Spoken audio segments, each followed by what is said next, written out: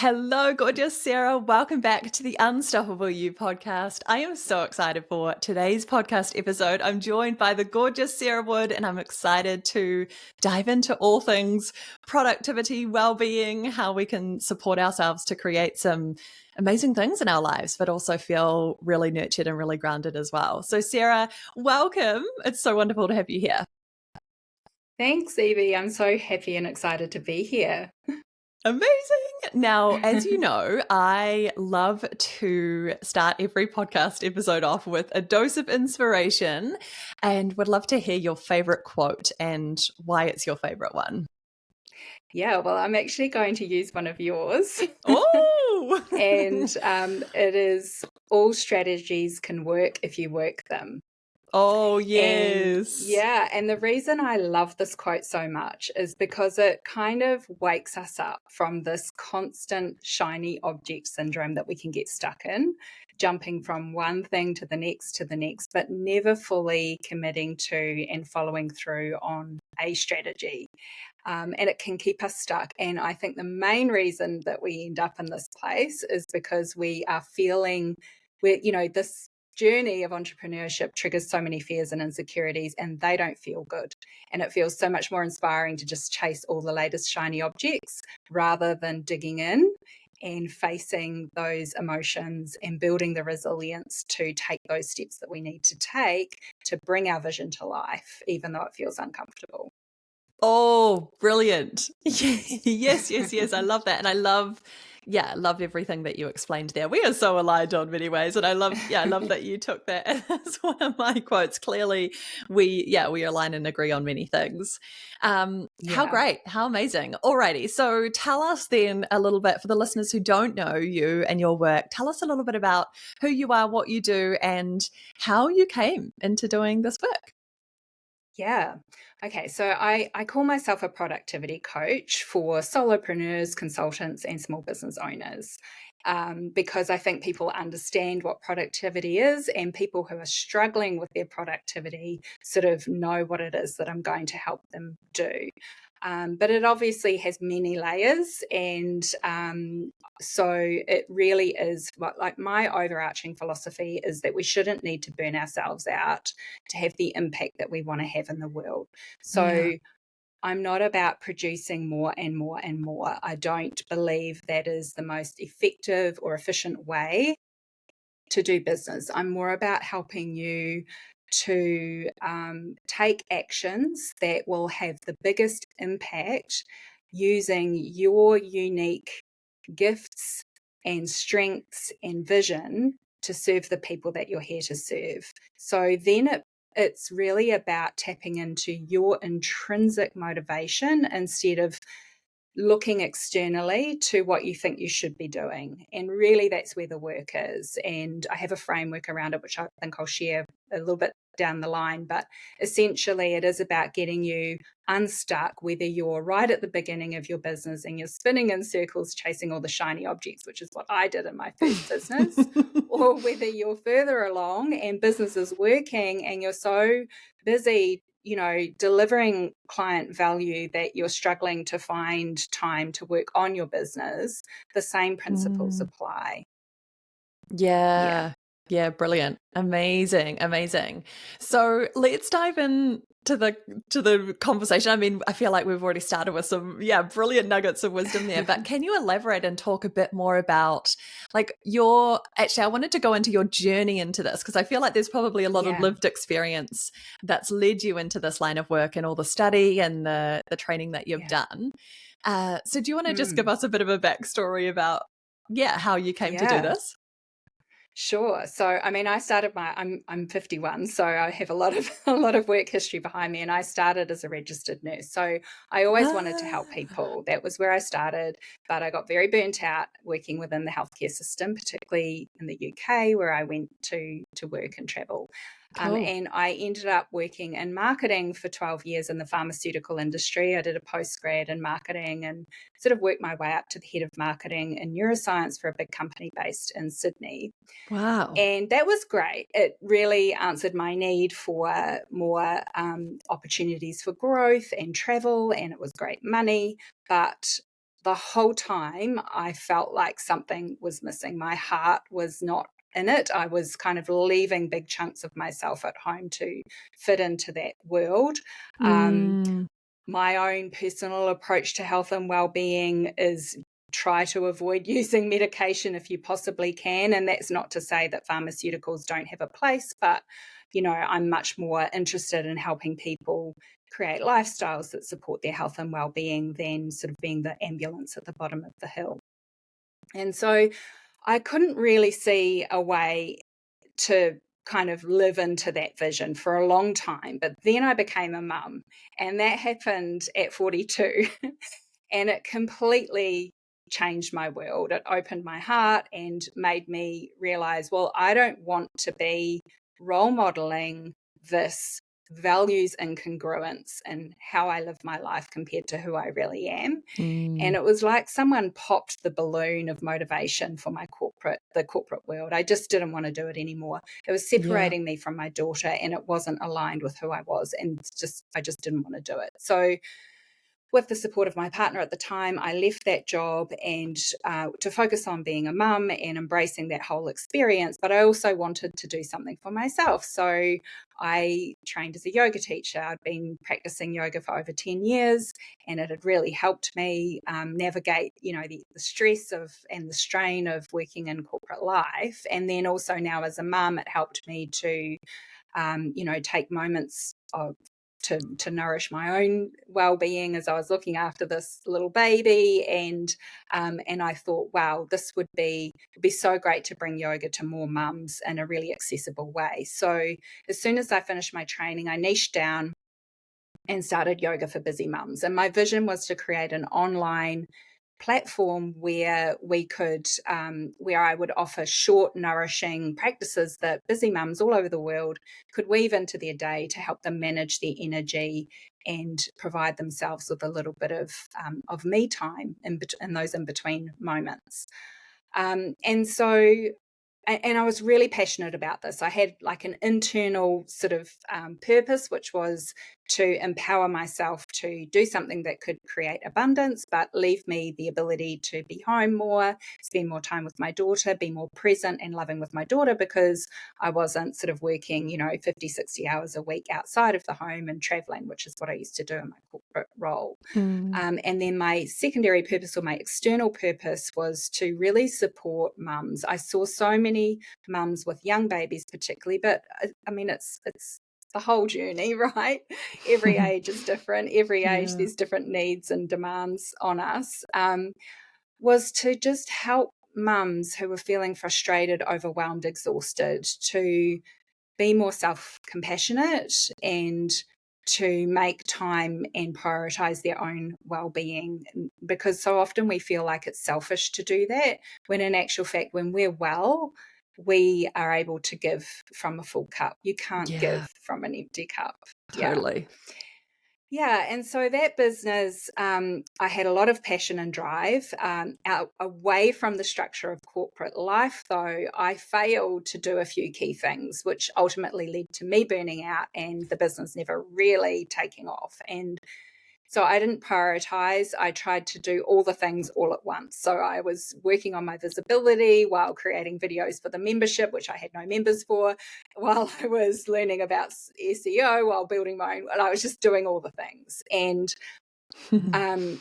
not prioritizing, not sequencing things according to my stage of business, not really being strategic at all, just using my pure energy and motivation to make it happen.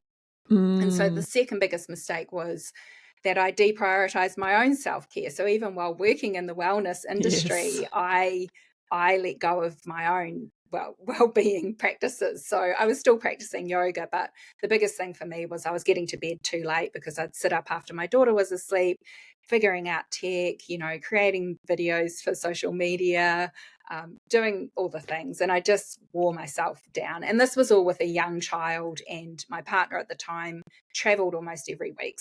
And I had no family because I was in Sydney, and, it was just too much. That's a lot. I wasn't being realistic. Yeah. That's a lot. Yeah.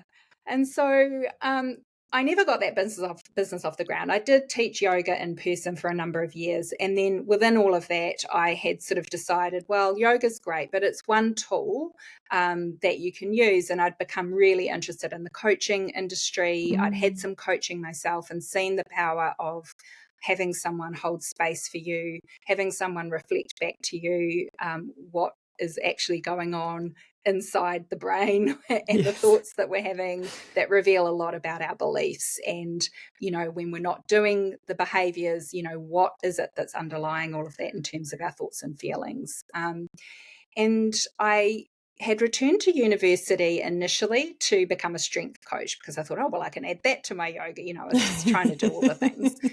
But then I did a couple of psychology papers over the summer school and fell in love with psychology. And so I switched my major, and I'm very close to completing now my Bachelor of Science majoring in psychology. And that has just but it's like added so much to my coaching as well. Not in terms of therapizing, but just understanding the human brain, how it works, how thoughts, feelings, and behaviors work together. A little bit about cognitive behavioral therapy, but from a coaching perspective. So it's been wonderful. What a journey, my goodness. There is so much along the way. Thank you for taking us through the journey and the different sort of seasons of your life and how your work and your businesses have evolved and lessons along the way.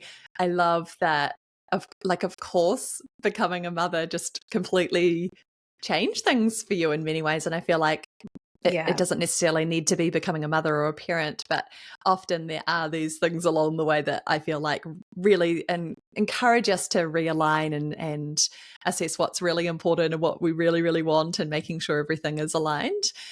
So I hear a lot of that refinement of coming back to your values and what's in alignment with you along the way. And thank you also for sharing your business ventures as well, and actually there was many little things along the way that didn't support the business success or growth, and maybe that was just a pivoting redirection into coaching now for you. I think so, yeah. And when I started out coaching, I actually called myself a burnout coach because I saw, just through joining different business groups, I saw that this was a very common problem, and that business owners, because we're so passionate, when we don't have the constraints of specific goals and realistic plans and the emotional resilience to follow through, that we so easily burn ourselves out because we really, really want to make this thing happen. And we all have different reasons for that, but there's a very strong drive I see in small business owners. And over time, I realized through working with people who were already burnt out, which was when they tended to come to me when I called myself a burnout coach. Often coaching was it was too hard because there's no energy left. So one of the early signs of burnout is that your productivity starts to drop because you have deficits in your cognition and your emotional capacities. And so therefore focusing and actually sinking into flow and getting through your to-do list becomes extremely hard. And so I want to catch people a little bit earlier and help them get back on track before they go into a true burnout, which can actually be quite devastating. Yes, brilliant. I love that. Amazing. And the other thing I was just going to touch on was I love that you're doing your psychology degree and bringing those principles and knowledge and expertise into your coaching in a really unique way. So I love the beautiful blend of your own lived experiences and obviously your unique gifts and skills and talents, and then these other your knowledge, your trainings and expertise in this as well. Brilliant. I love it. Now, okay, let's dive into productivity then a wee bit more. So obviously it's meeting these people before we get into that burnout season or stage. So can we first maybe just define, or I'd love to hear your take on this. What do you define as productivity? Yeah, that's such a big question, isn't it? Because there's this We think intuitively we know what productivity means, but when you actually think about it, what does it mean? Yes. Because we have this industrial age definition, which is based on being factory workers and Yeah. just producing as much as quickly as we possibly can Mhm. for the wealthy business owners. And even though that's not our current reality, there is deep psychological conditioning associated with that history. And Mm. I believe that hustle culture is just that form of industrial productivity in much cooler clothing. So hustle culture came out of Silicon Valley, where there Mm. was, a specific business model where you came up with a concept and you worked day and night to kind of create this concept, and then you would sell it on for millions, right? And so but it became very cool to hustle and grind, and there's memes and everything out there. And whilst hustle is a cool word and we can feel like we're kind of hustling when we're in the flow, hustle and grind 24/7 is not healthy or sustainable, and it doesn't necessarily mean that you're going to have the impact that you want any quicker. In fact, if you're doing Mhm. it from a place of chronic stress, you will be less effective. Yeah, yeah. And so my feeling around productivity, like from the psychology literature, productivity is goal-directed behavior. And I like to take it a little bit further than that and sort of come back to, yeah, it's goal-directed behavior, but make sure that those goals come from within you, that they are an emergence of your vision, mission, purpose, values, strengths, and that you're not thinking I've got to do all of these things or setting goals around other people's Mm. vision, mission, values, and purpose, because Yeah. then you're giving your power away. So I like to think of empowered productivity as goal directed behavior when those goals are intrinsically motivated from within you. And even further, I was thinking about this morning.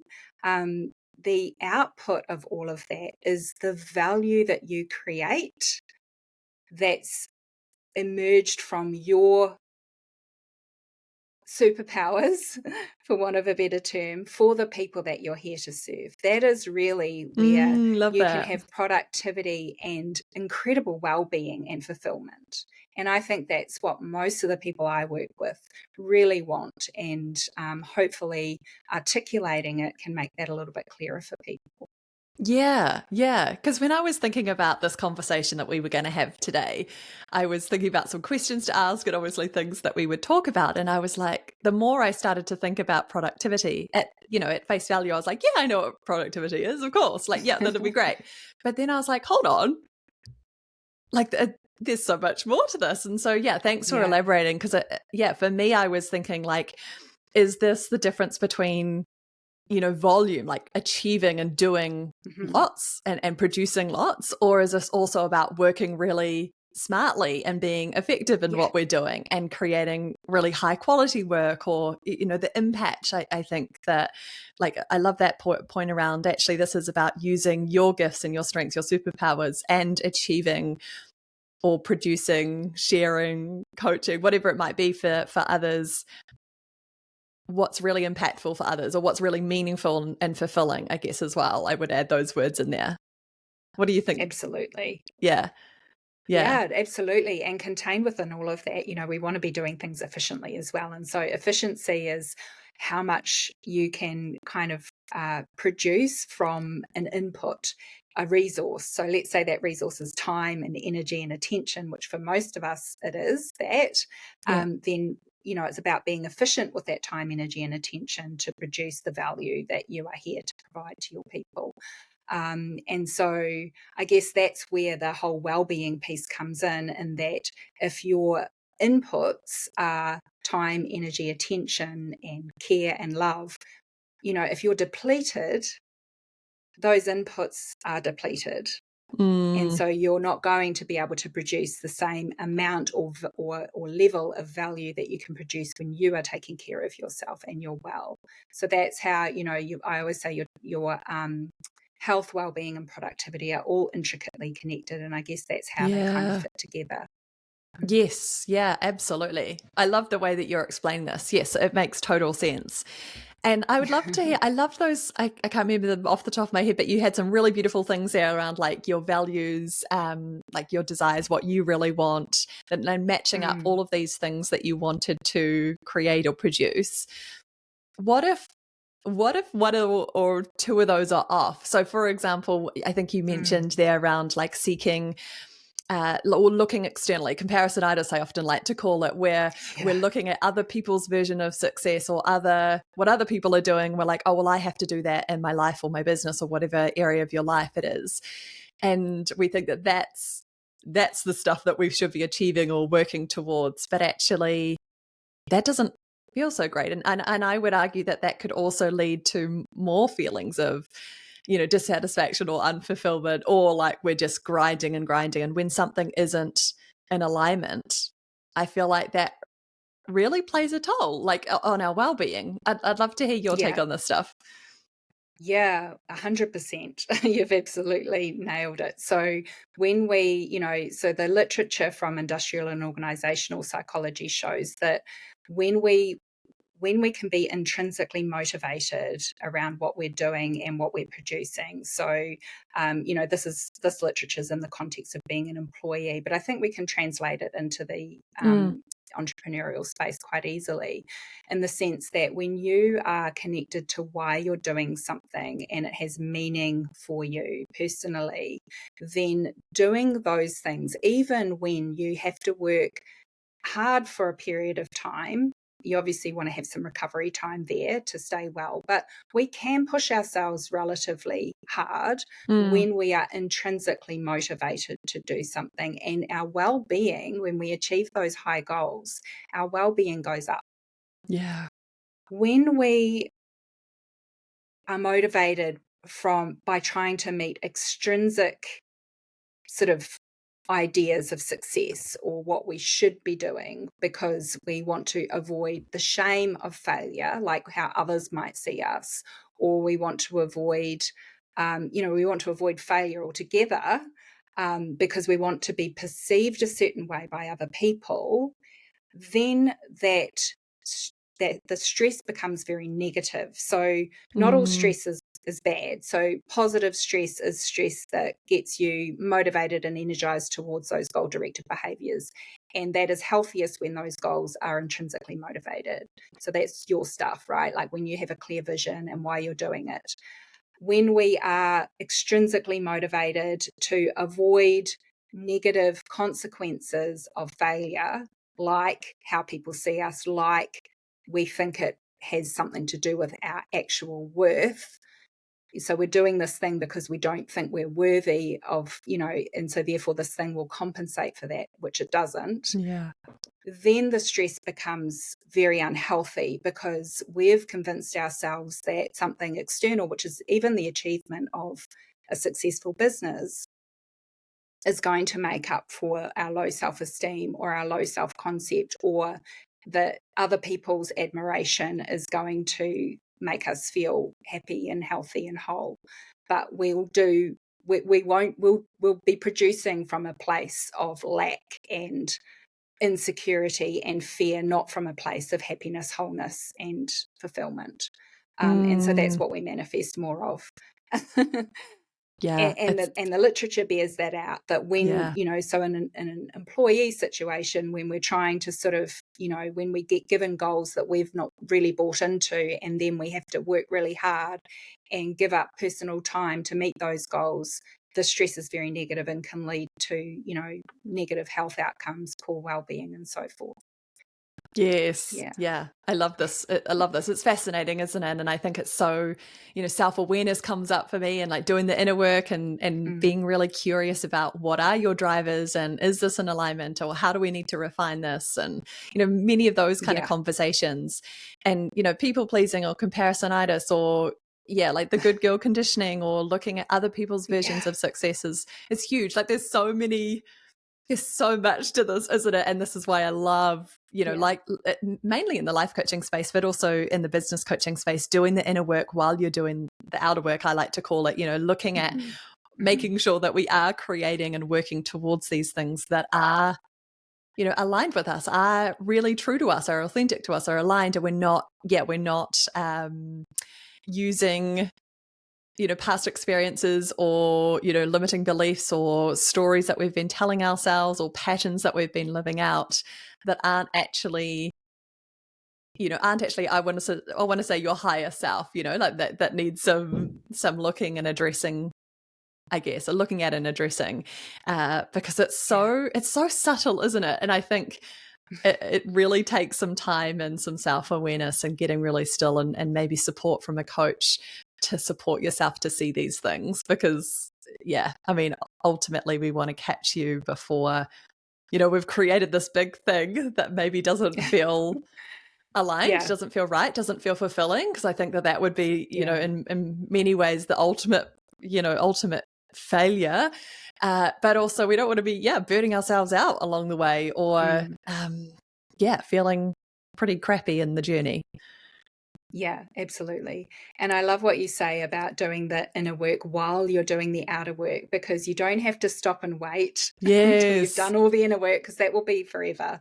Yeah. Every time you reach a new place in your business and you're getting ready to level up, potentially, if you want to scale or whatever your personal goals are, all the same things are going to come up, and you're going to have to do that inner work again. It's almost like a spiral. You sort of you address these things at one point, and then you go along your journey and they come up again, and you address them from a new place, Another layer in a deeper way. And so don't wait. And that's the other thing that can keep us stuck, unproductive, is thinking we need to be perfect before we can actually do the thing. And we don't, right? We just have to go and do it imperfectly. Yes. Oh my goodness, I'm loving this. There's so much to it, hey. So we've covered, heaps already in terms of like how we can maximize our productivity, but would love to hear if you've got anything else to speak to there. So alignment, obviously filling up our own cup, and feel free to elaborate there. And doing the inner work as you're doing the outer work to make sure it is actually, you're working towards the thing that is right for you.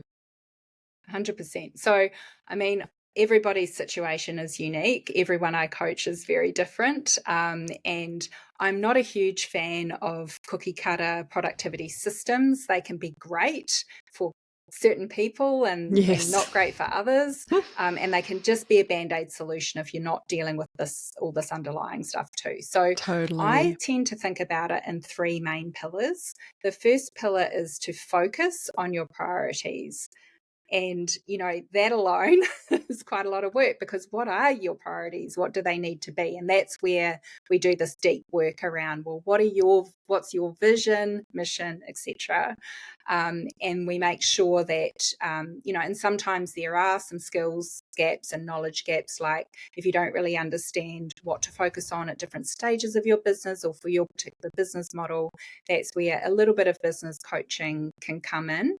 But I like to get people really strongly grounded in who they are and what they're creating first. And then prioritize. So then once you know all of that, you can set goals, longer term outcome goals, shorter term outcome goals, and then it's the action oriented things that are within your control and setting goals around that. And that becomes sort of like your top 1 to 5 maximum priorities for the next little while. I like to work with 90 days just because it works for me, but some people, it's a month or a little bit longer. And so then focus on those things, and then literally anything else is a lower priority, which means it can either be dropped altogether, it can be delayed until your next cycle, it can be delegated, or it can be automated. And I get really, our time can never be renewed, right? Once our time is gone, it's gone. So if you are working into the evenings and weekends and you're missing out on time with the people you love, then, really think about that, because your time, you can't get that time back. And so I really like to get people to really prioritize effectively. And then the second pillar is following through on a realistic plan. And that's where sort of, a 90-day plan or any kind of way where it actually gets quite detailed in terms of how much you can break things down to a single step task with a time sort of estimate, a generous time estimate of how long it's going to take you. And with my sort of 90-day planning process, you end up with 12 weeks, and each week you see exactly what tasks you're going to do across the projects that you have on, and you know exactly how much time you're going to need to give to that, because this is over and above your daily workflow. So depending on what stage of business you're at, you might only have 2 hours a week to work on projects, or if you're early on, you might be spending the majority of your time working on projects. So it really just depends, but it has to be realistic. It has to take your capacity into consideration, and it has to be really visible and clear so that your brain is less likely to be like, oh, hold on a second, that's too overwhelming. Let's just do this other thing because that feels more comfortable. And so then the second piece to follow through is this emotional resilience piece, because you're not always going to feel like doing the thing that your calendar's telling you to do. That's normal, completely normal. And the sooner we can accept that we're not always going to feel juiced about every single task that we need to do, the sooner we can learn to not push those feelings away, but acknowledge them, learn to feel them, like physically feel them without all the stories that we attach to them, so that they process through, and then do the thing. And then you're going to feel a sense of accomplishment. And I say that with the caveat that it needs to be aligned back up to your vision, mission, values. So if it's out of alignment, you know, there could be other stuff going on. And then the third pillar is flourishing. And flourishing is an entire field of psychology in and of itself. It's positive psychology, and there's a lot of science around what helps us flourish as humans and how we measure that. So it's a big topic, but really this comes down to your self-care, which includes, you know, relationships. Quality social connection is huge, and it's not really promoted as much as things like exercise, eating well, getting good sleep. But I sort of like to think about the 4 key pillars of high performance, which are sleep, which for me, and I think many people, is a cornerstone habit. When you're getting enough quality sleep, everything else becomes easier to do. You're more likely to make a salad than get McDonald's, all of those things. And then the other one is, you know, whole foods. It doesn't matter what type of diet you're on, but you want to stick with whole foods because they have all the vitamins and minerals that your brain needs to make its neurotransmitters and to function well. And obviously contained within that is plenty of water, minimizing substances, all of that. The third one is movement. There's great guidelines by the World Health Organization, but it's a lot. So some is better than none, and do what you can do. Whatever you can do, even 10 minutes of movement boosts your well-being and your mood. So it's worth, you know, even a walking meeting can make a huge difference in your day. And then the fourth one is quality social connection. You know, we actually live longer when we are connected and to some people in our lives in a way where we feel supported and accepted for who we really are. And when we feel lonely, it's the equivalent on our survival sort of trajectory as smoking 15 cigarettes a day. So this is huge. It's actually has more of an impact on our survival than diet, exercise, and all of those things. Those are the foundations. And once you've got those in place, sort of 80 to 90% of the time, then you can look at things like meditation, you know, cold water therapy, fasting, and some of those other sort of next level kind of self-care things. But start with that. Amazing. Wow, there's heaps in that. I love that it's really holistic. I think that that's really important. And I love that, I love that it's this really well-rounded view of you as a human, because that's, 100%. like that's just everything, right? Okay, so a few things that came up for me when you were sharing that was, what about, one was discipline, which we'll come to, but what about those people who have, and I've been one of the, I'm sometimes this person, who has the massive to-do list and has the 90-day plan, but there's other things that crop up along the way that get added to the list. Like, tell us about these people that is like, oh, well, am I running too much on my list? Should I be condensing this down? Do I need to be really, you know, really discerning about what's the high impact task and be delegating or, you know, referring on or whatever it might be, deleting some of those tasks? What would you say to those big to-do list kind of people? Well, that's pretty much everybody, isn't it? Yeah, true. Because, you know, because we're just socialized to believe more is better. And so it's very, very easy to it's easy to keep adding more and more and more. True. Not to be too dramatic, but I want people to think about time. You know, time is the one resource you can never get back. Once it's gone, it's gone. And so, Yeah. you know, I want people to take that seriously. You know, I'm 52 next month, and I'd like to think that I'm going to live a lot longer, but who knows? You know, we don't know how long we have on this earth. And nobody gets to their deathbed and wishes that they, you know, did that course that looked so great when they already had a full plate, and it meant that then they couldn't be present with their family because their mind was so overloaded. Because it's not just about the time that you have with the people that you love, because you can be with them physically, but still be, you know, I mean, we all do this from time to time, you know, thinking about all the things to do or just coming up with ideas, and you're not really actually able to be fully present. So one thing you can do is have a bit of a question, sort of a bit of a filter in your brain. When you see something that's not on your plan that feels shiny and new and attractive, or you think this could be great for my business, or you know it's going to be great for your business, then you could ask yourself, okay, well, where does this rank in order of priorities with the things I'm currently doing? And your priorities are kind of based on, and it is a bit of a intuitive guessing game because there's no extrinsic way to measure this really. But, you know, your priorities are the projects and activities that help you reach your goals. So if you've set goals for the next 3 months, let's say you want to grow your email subscriber list by 500 people, and you've set projects around making that happen. And then you see this other thing. So where in the ranking would this new thing fit against the things you're already doing? Yeah. If it's high up, well, that's fine. But what are you going to then delay or put off now because you're bringing that thing in? Because we tend to think, because we are so passionate about what we do and we have all this energy, and our minds often, you know, I think there's a personality of people who get into this crazy world of entrepreneurship. Oh, yeah. And we're very creative. And, you know, I sometimes have entire downloads of like a whole new business idea, you know, like it just happens. That's the way my brain is. And I know many people like us are like this. And the thing is, you're always going to have more ideas and more inspiration than you could ever possibly complete in one lifetime. And I think we do have to accept that. And then we also have to remind ourselves that we don't, you know, that we have other things that are important in our lives as well. And so how do we sort of maintain that?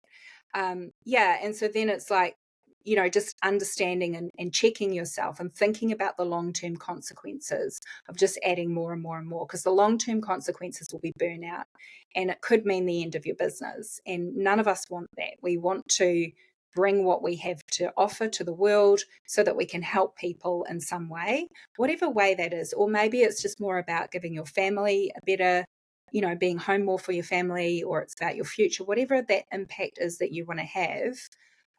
You're going to be less likely to have that impact if you just overload yourself. Chronic stress erodes our capacity for creativity, for focused work. I mean, it just makes us inefficient. So we want to stay out of that. Yeah, brilliant. Wow, there's so much in this conversation, Sarah. Honestly, I feel like I could take one concept and just run with it, and we could have like multiple podcast episodes about this. But I think what was really cool, and what I heard you say, I've shared this before, and it is like, if I'm saying yes to this thing, then what am I saying no to? So just really like using that, like, okay, cool. If I'm putting this on the list, then, you know, what's going to go, or, you know, what is that priority list and order? What's really important to me here? And I think for me personally, what's been really interesting is, since becoming a mother myself almost 2 years ago now, and, you know, running my business full time prior to that, and the amount of work, the amount of clients, the amount of revenue, you know, I guess it's the productivity or the size of my business was so different from what it is now. The way that I was working is so different to now, but it's like the biggest thing, which is really challenging, of course, but when you become a mother, or you want to be their primary caregiver, and that's really important, or whatever other thing in your life is really important to you. I think it just puts everything into perspective. And I was like, I just don't have time for XYZ, or all of the fluffy, the fluff that I was adding in before is just not necessary. And I think it just enables you to be really, really brutal, really discerning with what actually matters, what's actually important, how do I want to be spending my time, what's really important to me, and different areas of my life and what that looks like, and how can I use this to the best of my ability, essentially, it's what really matters here, and how can I do the best with what I've got, with these goals in mind, or these desires, these values, etc. Yeah, and I think when we do less, but we do it really well, we're actually probably going to get better results than trying to do lots of things, but not kind of completing or doing them to the absolute maximum opportunity that they might hold. Yeah. Totally. Like, my business looks slightly different now, but in many ways, working, sort of 2 days a week plus some hours sprinkled in, versus working full time, my business is really, in terms of revenue, in terms of size, is mostly the same. And it's just, it's wild when I think about it. And I was like, what was I doing before? But anyway, that's another whole conversation. Now, there's so much of this. I just wanted to ask one last question to wrap this up, because there's lots in there, and I feel like there's going to be some parts that people are like, oh yeah, that's the thing that I need to focus on. But for some who are like, oh, well, there's like so many different pillars here that I could be looking at, where would you recommend that they start? Or what are some of the the key things that you think is really important?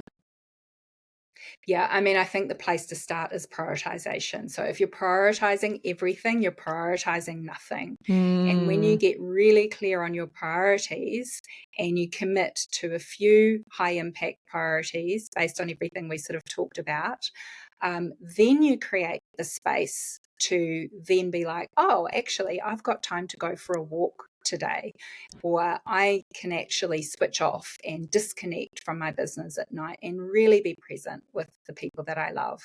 And then so then it creates this virtuous cycle rather than a vicious cycle. So I think that is always the place to start, is with prioritization, because the other pillars kind of flow on from that. Yeah, brilliant. Amazing. And I guess it's like the way to do that priority list is, as we mentioned earlier, is like what's really important, but what's aligning with me and my values in the season of my life, with this capacity, all of those sorts of things. Yeah. Brilliant. Absolutely. I love it. Yeah. Was there anything else? I've got one final question, but was there anything else that you wanted to share today that perhaps we haven't covered in terms of productivity, in terms of well-being? I mean, it's a really big topic, and it's been so wonderful. Yeah.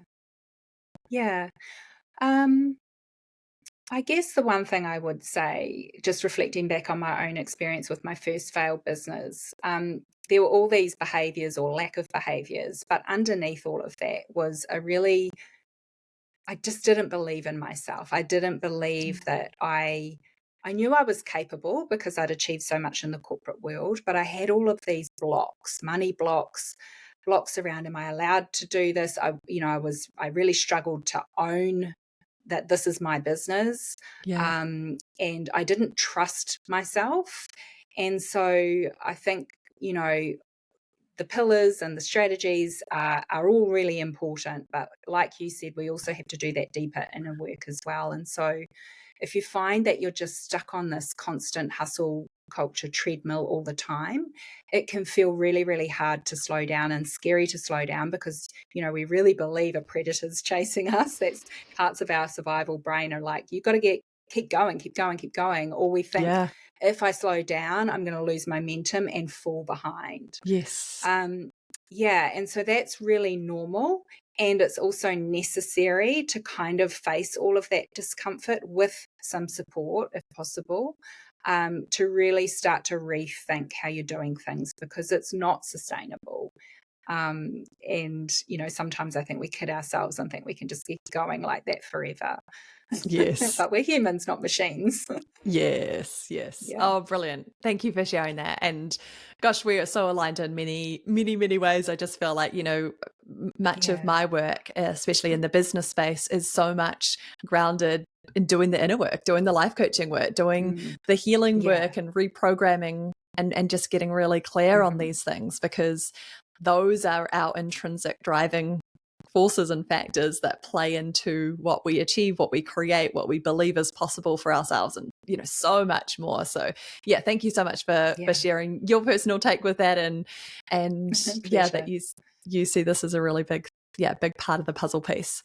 So before we dive into my final question that I ask everyone else, would love for you to share, where can the listeners find you if they want to connect and get amongst it? Everything will be linked in the show notes, of course.